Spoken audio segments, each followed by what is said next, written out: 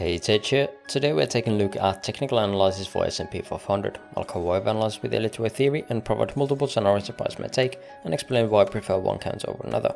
Let's take a look at the different possibilities. I'm starting here on 30-minute time frame, and we're still going to be focusing on the smaller time frame structure until this is going to be cleared out.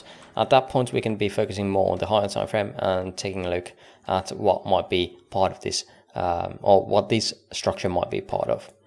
But let's start with this more corrective structure. We had this as a possibility where we had a three-way structure into W, three ways into X, three ways into wave Y, completing a higher time frame or higher degree wave W.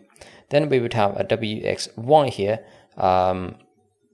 as in the form of wave X here, and then we would be looking for a three-way move again for that wave Y. Again, it is possible that we have already completed this wave Y. And this, instead of sub-micro, would be a micro, basically same degrees as all of these previous wave structures. However, we did only hit the 0.618 extension here, did not hit the 1-to-1 extension of this wave W here. So again, it is possible that this structure here is just the start of this wave Y. We have already taken quite a bit of time for it though, and the 1-to-1 extension in time in comparison to this wave W here would be around the 16th of November. So there is again not too much time left until that point. And for us to create two different structures here is of course possible, but at that time the extension targets in time would be shifted over. And this is definitely still possible how this is going to be playing out, but we'll see. The only bad thing about this count here at the moment is that we need to be already worrying about this local structure here, because again the extension here. So the way I've labeled this is a 5-way structure as in form of a diagonal into wave A here, 3-way pullback into B, and then again 1, 2, 3, 4, and 5 here into that wave C. The issue with this one is that the C wave actually is right around the 1.618, so it is starting to form out a possible wave 3 instead of that C wave. So now that we are right around here at the 1.618, we need to be clearing that as a very likely possibility. So what kind of count would support that instead of the ABC here? Well, for example, this one. Oops, figure that out. So the idea here is that instead of a 3-way move here, we would be starting this with a 5-way move as a 1, 2, 3, 4, and 5. We've talked about this count for quite a few times already, so the idea is that we have either an A wave or a wave 1, depending on the higher time frame views and the possibilities. However, again, neither of these are both of these are possible on a higher time frame as well, so that's why we need to be looking into both of them as a very likely scenario. So in this one, again, after the B wave was put in place, or wave 2, which is again kind of favored because again the wave 2 or the second structure here in this scenario is actually quite a bit smaller than the first structure, so this A wave here. So generally when the second structure of any structure is smaller than the first one, is generally thought to be a wave 2 instead of wave B. So that has to be kept in mind. So that gives us more probabilities towards this being a wave 2.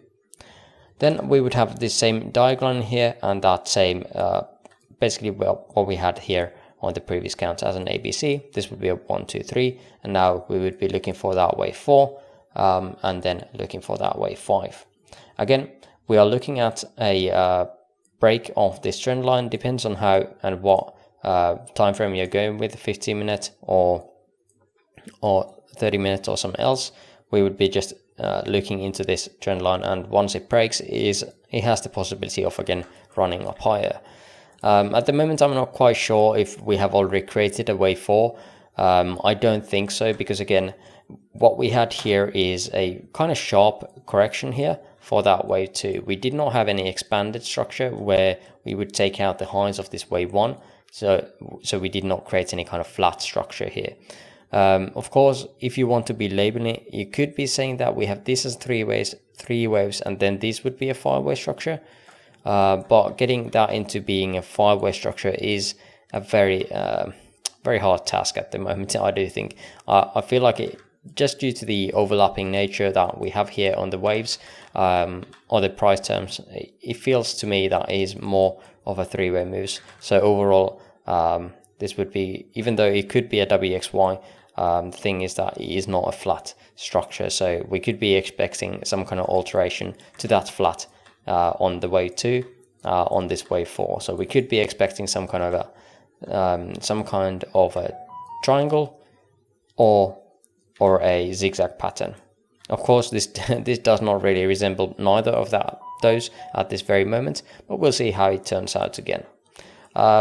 So while we might not be looking for the ultimate pivot point up in here, I'm still short on this. I got out of the trade here, as I mentioned on the previous video, where I had this stop right around the 1.618, but I re-entered right as I got stopped out, because again, we are still seeing these divergences here.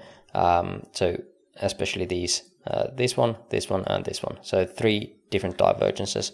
So those should be quite powerful still. And we'll see what kind of movement we are going to get downwards, if any. But that is still the expectation, that we are at least getting that wave 4 here in place. I don't really see this going up now, but of course that is the possibility that we have to be seeing, and or having as a possibility. But yeah, that is basically all the scenarios, or both the scenarios that I'm actually watching at the moment.